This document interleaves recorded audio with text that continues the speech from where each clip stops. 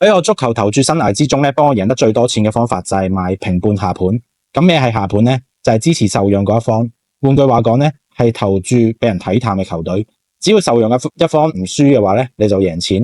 喺香港馬會網頁讓球或者讓球主客戶入邊咧，見到一個加號嘅標誌咧，就係受讓嘅一方。我多數都係會投注平半嘅下盤，亦即係馬會讓球嗰一欄裏邊咧，揾啲寫住0+0.5嘅球隊啦。因為一隊波咧只係受讓平半，其實代表兩隊波實力好接近。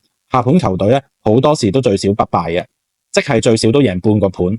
但係你唔好見到受讓平半下盤咧就盲目衝入去買。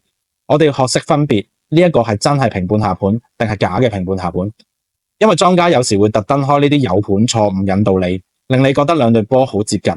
我哋要還原基本步，分析兩隊波嘅實力、戰意、主客場嘅成績等等，去思考呢場波係咪真係好似盤口所暗示一樣，兩支球隊嘅勝算只有輕微嘅高低之分。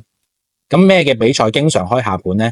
第一，決賽打得入決賽，其實兩隊波嘅實力好接近，我會揀一啲受讓平半下盤嘅球隊嚟買。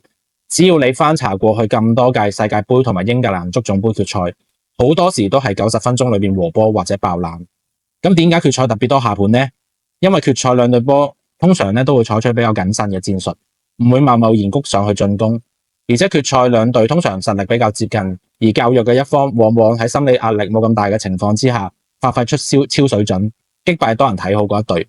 如果你忍到手嘅話，次次都等到決賽先買下盤呢，我相信你每年都可以贏到錢。喺度俾個 tips 大家，就算喺決賽，如果一支球隊受讓1球或者1球以上，咁就多數開出上盤，好似今年2026年歐協聯同埋歐霸杯決賽一樣。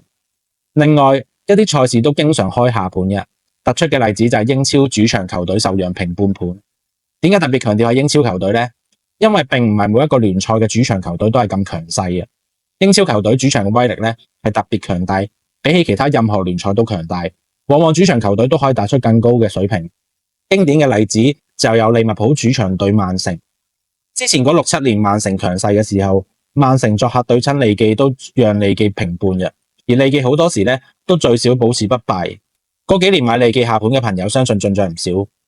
總括而言，兩個投注策略幫我贏得最多錢。第一，決賽受讓平半下盤；第二，英超主場受讓平半下盤。咁有咩投資策略係幫你贏得最多錢呢？喺留言區話我知，我係沙維，祝你贏多啲。